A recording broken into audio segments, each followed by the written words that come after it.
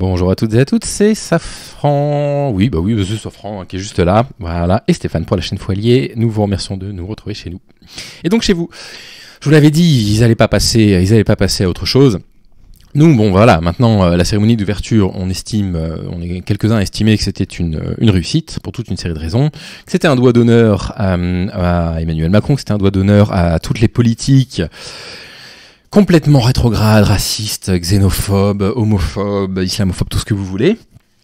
Voilà, puis on est passé à autre chose maintenant, hein. Il y a d'autres choses sur lesquelles il faut qu'on travaille, en particulier sur l'état de notre système politique actuellement en France, en particulier sur les propositions là actuelles liberticides comme pas permis de certaines personnes qui disent qu'il faut interdire aux fichiers S de pouvoir se présenter à n'importe quelle élection. Alors ça serait formidable, hein, parce que ça permettrait en fait à n'importe qui de passer un petit coup de fil à la préfecture de police, de demander à quelqu'un, un opposant politique, de le mettre fichier S sans passer par la justice, et puis de l'empêcher de pouvoir, se présenter à quoi que ce soit, alors que les fiches S sont des fiches utilisées par les renseignements simplement pour dire qu'il faut surveiller des personnes. Les personnes n'ont, pour la plupart du temps, jamais été condamnées. Bref, donc on a beaucoup de choses dont il faut qu'on parle. On continue à qualifier ces JO de JO de la honte pour toute une série de raisons, bien évidemment. La quantité d'argent public qui est investi pour rien du tout. On a investi des centaines de millions d'euros, la mairie de Paris entre autres, avec l'État français, pour assainir la Seine, pour que finalement on s'aperçoive que la Seine soit pas assainie. On a évidemment expulsé des étudiants et des étudiantes, on a expulsé des mères de famille parfois avec des gamins de 3 mois qui sont à la rue pendant ces Jeux Olympiques, littéralement à la rue, on leur a pas proposé de logement, de secours. Donc on est déjà passé à autre chose. Mais punaise, les conservateurs, la droite et l'extrême droite, ils sont en boucle. Ils sont en boucle sur cette cérémonie d'ouverture des Jeux Olympiques, et là ça passe un cap. Ça passe un cap parce qu'ils se mettent exactement au même niveau que les intégristes islamistes qui ont justifié les tueries qui ont eu lieu à Charlie Hebdo. Ils se mettent exactement à leur même niveau parce que là ils sont en train de menacer carrément la France. Littéralement, c'est-à-dire que là maintenant c'est des menaces directes contre vous, contre moi, c'est des menaces de prendre les armes, c'est des menaces d'attentats, c'est des menaces de ne plus jamais faire preuve de miséricorde. On va voir ça ensemble, mais c'est catastrophique. Vous allez vous en remettre. Vous allez vous en remettre. On va commencer par quoi? On va commencer par l'énorme fake news qui est propagée par l'extrême droite, disant que France Télé n'assumerait plus du coup la cérémonie d'ouverture des Jeux Olympiques et aurait retiré tous les passages avec les drag queens. Voilà. Soit disant qu'ils n'assumeraient plus. Donc évidemment ils se sont jetés là-dessus, évidemment tous ces désinformateurs, ces journalistes d'extrême droite, et ils se sont jetés là-dessus. Quand France Télé a publié un démenti, plutôt que juste d'aller vérifier, ça prend 30 secondes d'aller vérifier si dans la cérémonie sur France 2, sur France Télé, ils ont réellement oui ou non censuré du coup ce passage-là, et ben ils ont dit France 2 qui en plus ment, ils font croire qu'ils n'ont pas retiré. Non mais ce sont des propagandistes d'extrême droite comme pas permis. Vous allez sur le site France Télé, vous allez sur la rediffusion de la cérémonie d'ouverture des Jeux Olympiques à 2h35 à peu près, jusqu'à 2h38, là j'ai pris le moment où on voit Philippe Catherine apparaître, vous avez la scène de Dionysos qui est représentée, ils l'ont pas retirée. Ils l'ont pas retirée. Vous faites simplement de la propagande, juste de la propagande encore et toujours, et comme d'habitude, vous n'avez jamais le courage nécessaire pour vous dire je me suis trompé. Je me suis indigné trop rapidement. Ça arrive à tout le monde de s'indigner trop vite. Ça m'arrive à moi, ça arrive à n'importe qui de s'indigner trop rapidement. Mais là quand même, juste un démenti peut-être pour vous montrer que vous faites preuve de bonne foi. Non, en fait vous vous en moquez complètement. La seule chose que vous voulez en fait, c'est radicaliser les gens. C'est la seule chose que vous espérez. On est vraiment dans la série La Fièvre sur Canal+, qui est très moyenne, ne la regardez pas. Ça commence à être inquiétant. Et vous avez le camarade Ricardo Pereira qui sur Twitter a fait une petite compilation de ce qu'on peut voir, de ce qu'on peut lire comme propos les plus inquiétants sur les réseaux sociaux actuellement, parfois tenus par des personnes qui ont quand même un petit peu de notoriété, qui sont des propos anti-France, qui sont des propos qui menacent carrément la France, d'actes terroristes, de prendre les armes, de coups d'état militaires, etc., dans le plus grand des calmes. Et ces mecs-là vont hurler au terrorisme islamiste, ils ont raison de le faire d'ailleurs quand ça arrive, en disant regardez les musulmans, c'est vraiment des arriérés parce que quand on représente leur prophète, ils pètent des câbles et ils justifient les tueries de Charlie Hebdo. Et eux, tranquillement, il y a juste un pastiche d'un tableau qui pourrait être la scène, qui en plus de ça n'était pas la scène en l'occurrence, mais bon, qui ressemble quand même à la scène, qui hurle devant ce pastiche en disant puisque c'est comme ça, on va prendre les armes. Puisque c'est comme ça, ça va être un coup d'état. Puisque c'est comme ça, la miséricorde avec ces personnes-là, c'est terminé. Mais vraiment, vous pétez des câbles, quoi. Alors, déjà, moi, je pense que Jésus n'a pas regardé la cérémonie d'ouverture des Jeux Olympiques. Je suis désolé de vous dire ça. À mon avis, il a beaucoup mieux à faire que de regarder ça. Et puis surtout, j'avais partagé un thread sur Twitter qui est en train de devenir viral, et bien malgré moi, parce que je suis pas trop fan de ça. 469 000 vues, là, déjà. où je disais, en fait, soit vous admettez juste que vous êtes transphobe, queerphobe, homophobe ou lesbophobe, soit vous êtes indigné par cette photo, autant par cette photo que par le reste. Regardez-moi, le nombre d'éléments de la pop culture, là, ici j'ai mis Popeye, là j'ai mis les Sopranos, j'ai mis Lost, j'ai mis les Simpsons, là j'ai mis Devil's Reject de Rob Zombie, j'ai mis la série Doctor House, Gordon Ramsay, South Park, ça je sais pas ce que c'est, mais ça m'hypnotise complètement, donc je l'ai quand même mis. Star Wars, les Lego, etc. Enfin, je veux dire, c'est partout les détournements de la scène, et vous en fichez, vous laissez complètement passer ça. Alors par contre, alors là, on vous entend hurler sur le fait qu'il y ait eu une pastiche éventuellement de la scène. Mais alors par contre, quand il s'agit de dénoncer les faits de pédocriminalité dans l'Église, il y a personne. On est les seuls à hurler. Et donc, quelles sont les réactions de cette ultra-droite sur Internet ? Les réactions sont plutôt inquiétantes. Là, il parle de personnages dont je vous ai déjà parlé, mais on va le relire. Quelques personnages fascistes plus influents comme Marion Maréchal, Damien Rieu, Julien Rochdy, Oberton, qui parlent carrément de christianophobie en France ou de dégénérés. Alors, il y a des endroits dans le monde où les chrétiens sont persécutés, c'est vrai. C'est pas du tout le cas en France. Dans un somme incroyable envers la communauté queer LGBT, où ils insinuent que les drag queens sont des pédocriminels. Donc, Marion Maréchal, on l'avait lu. Difficile d'apprécier les rares tableaux réussis entre les Marie-Antoinette décapitées. Oui, c'est notre histoire. Le trouble qui s'embrasse, oh mon Dieu. Un bisou. Des drag queens, l'humiliation de la garde républicaine obligée de danser sur du Aya Nakamura, ils avaient pas l'air de se sentir obligés. La laideur générale des costumes ou des chorégraphies, on cherche désespérément la célébration des valeurs du sport et de la beauté de la France au milieu d'une propagande woke aussi grossière. Damien Rieu qui dit c'est mes Jeux Olympiques du drag queen, ça s'arrête quand les femmes à barbe? Ça fait 45 minutes là, l'extrait dure 8 minutes. On a compris, le monde entier doit rire de nous, 1500 ans d'histoire de France humiliée. Il y a un sondage qui est sorti, il y a 86% des Français qui ont trouvé que la cérémonie d'ouverture des Jeux Olympiques est très réussie. Je crois que les drag queens on a compris, on peut avoir autre chose, et pourquoi mêler un enfant à des scènes sexualisées encore? Mais qu'est-ce qui est sexualisé là dans les retournements des stéréotypes de genre? À quel moment du coup on voit des trucs de sexualisation? À quel moment il y a des scènes de sexe explicites? Laurent Berton qui dit c'est aussi ça l'esprit des jeux. Notez que le nouveau Front Populaire a adoré autant que la Macronie. Encore une fois, c'est une fake news. Mélenchon a dit qu'il n'était pas tout à fait d'accord avec certaines représentations particulières de la scène. Je trouve cette sortie de la part de Jean-Luc Mélenchon désastreuse. Un festival de dégénérés offert au monde entier, difficile de mieux saloper le pays, vraiment Paris est magique. Pour eux, c'est ça, saloper le pays. C'est pas les ministres d'extrême droite qui arrachent des voiles dans les rues et qui tabassent des couples homosexuels ou lesbiennes. Non, c'est la cérémonie d'ouverture de Thomas Joly. Et carrément Julien Rochdy qui s'excuse en anglais, qui dit que ce sont les forces de la pire dégénération qui sont à l'œuvre là actuellement en Occident, qui cherchent à humilier le peuple, et il nous dit qu'il les déteste. Bref, dans certains spaces sur X, repéré par un coup qui s'appelle Tristan MF, que je ne connais pas, hop là, Tristan Manasran, bien évidemment, je vois qui c'est. On entend des appels à la violence où un ancien militaire explique qu'il faut prendre les armes. Écoutez ça, c'est pas du tout inquiétant. On y va. Mais moi, à mon avis, il va falloir prendre les armes. Il n'y aura pas d'autre choix.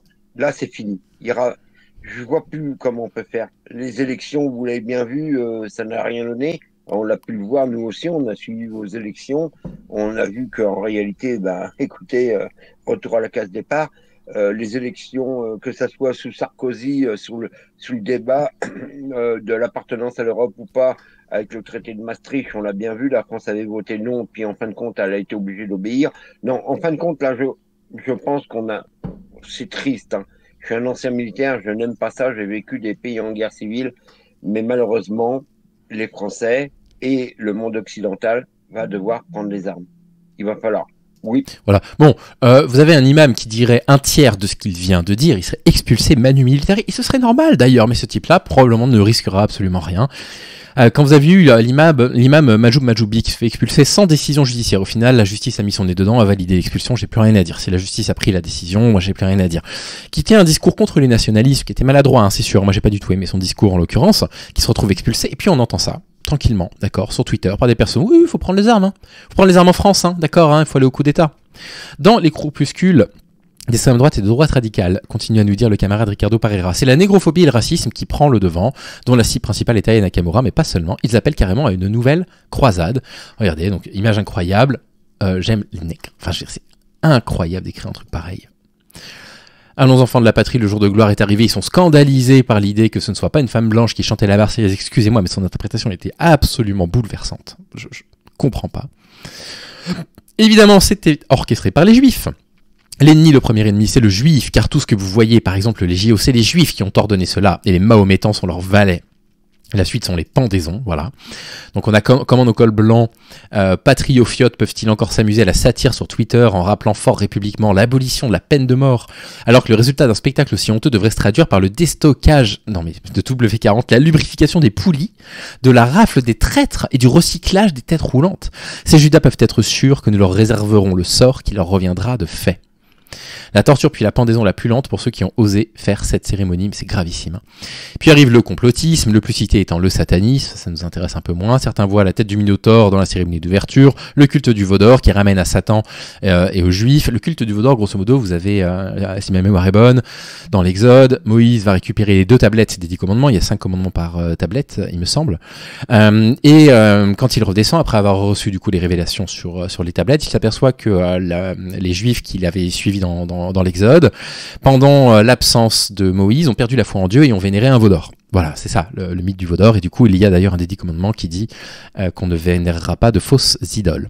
Chez les néo-nazis, c'est plus simple. Ils voient dans cette cérémonie la nécessité du retour du nazisme. D'abord parce qu'il faut tuer les juifs, puis les homosexuels, les LGBT. Vous savez qui c'est, ce type-là? Pour les personnes qui sont peut-être trop jeunes, qui ne s'intéressent pas à l'histoire, c'est Goebbels. Ce mec-là, il a dirigé l'appareil de propagande nazi entre 33 ou 36, je sais plus, et 45.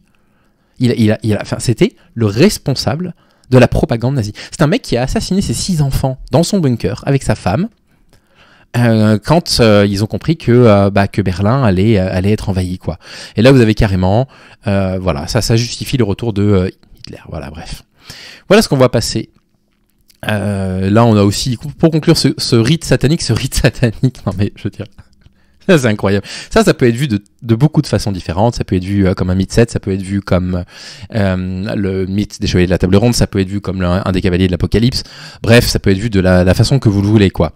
Et là, on a carrément, c'est un rite satanique. Mais je sais pas, déjà l'Apocalypse fait partie intégrante des livres du Nouveau Testament. Enfin bref. Et puis il y avait le rite de pas du string, oh je suis désolé, pas du, excuse-moi, de pas du ring, excuse-moi, j'ai tellement entendu, j'ai vu beaucoup de vidéos de droitards là qui l'appellent pas du string tout le temps et qui pensent être malin, et je les redis bêtement, excuse-moi, pas du. Je serai du coup le premier décapité quand ce sera toi qui prendra le pouvoir en France, et je l'aurais mérité. Je l'aurais effectivement mérité, toutes mes excuses. Et puis on a évidemment, et ça m'insupporte, les intégristes catholiques en France qui nous menacent directement, carrément. Voilà, vous avez frère Paul Adrien qu'on va appeler frère. Alors c'est pas une incivilité de ma part, j'appelle pas les gens frères dans la vie, mais là il est littéralement frère, qui carrément nous menace. Voilà, frère Paul Adrien dont on a déjà parlé 2 ou 3 fois sur la chaîne, qui est considéré comme un modéré. Il est considéré comme un modéré, ce mec, qui tient carrément les propos suivants. Voilà, en toute décontraction. Imaginez un imam. C'est un truc. Vous savez quoi? Est-ce que quelqu'un a le courage de faire ça? Un montage, d'accord, sur lequel vous reprenez exactement ces propos-là, vous les mettez dans la bouche d'un imam et vous voyez si ça fait scandale sur les sphères de l'extrême droite sur Internet. Je suis absolument certain que ça ferait absolument scandale. Écoutez ce qu'il dit. Je réagis sur la cérémonie d'ouverture des Jeux Olympiques à Paris et sur la parodie de la scène de Léonard de Vinci par des drag queens. Et non, c'est pas moi, c'est partout sur la toile. Vous avez même des retransmissions qui étaient censurées à l'étranger. Et France TV... Oui, d'accord, au Maroc. Je veux dire, c'est pas... Et alors? Mais je les comprends pas, ces gens. Et alors? Vous êtes là, la liberté d'expression à tout prix, c'est absolument hallucinant, la liberté d'expression elle est complètement bafouée, allez voir en Iran, allez voir machin, et là maintenant c'est des modèles, parce qu'ils ont peur de représenter à la télévision des personnes qui jouent avec les stéréotypes de genre et de sexe, quoi. TV qui a admis que c'était une reconstitution de la scène. Donc la scène c'est le dernier repas de Jésus, c'est quelqu'un qui meurt sur une croix, torturé à mort, qui est repris là par des drag queens. Donc ce type qui est mort, torturé sur une croix, torturé à mort, c'est pas exactement ce que vous portez plaqué en or autour du cou H24. Enfin, je comprends pas. Enfin, en quoi ça vous scandalise? On parle d'un tableau là. Ils se sont pas moqués. La représentation de Marie-Antoinette, décapitée au départ, qui chante elle-même à ça ira, les aristocrates à la potence, je sais plus comment les paroles de la chanson exactes, c'est effectivement un peu moqueur. C'est une vision du roman national qui est une vision politique, c'est une évidence. Là, c'est un pastiche de la scène, c'est un pastiche de la Sainte Seine comme on en voit absolument partout. Et ce qui vous choque, c'est pas qu'on ait pastiché la scène. Ce qui vous choque, c'est que ce soit des drag queens. Ce qui vous choque, c'est qu'on ait représenté des membres de la communauté LGBT. C'est ça qui vous choque profondément. C'est ça qui, au fond de vous, en fait, fait vibrer cette corde absolument haineuse qui vient vous faire « Ah oui, mais la scène, c'est la représentation de notre sauveur qui a été torturé sur une croix. Vous vous rendez compte, des croix qu'on fait plaquer or et qu'on vend partout dans le monde pour rentrer de l'argent dans l'église. Par contre, dénoncer les pédocriminels dans l'église, non, ça, oui, non, ça va, ça. » vous avez aucun respect des gens, ni de Jésus, ni de religion. Là, en plus, je suis en Arménie, où j'ai des gens qui ont souffert, qui sont en pleine guerre, etc., parce qu'ils sont chrétiens. Alors, je ne sais pas si les massacres en Arménie étaient des massacres christianophobes, je ne sais pas. Si c'est le cas, c'est peut-être le cas.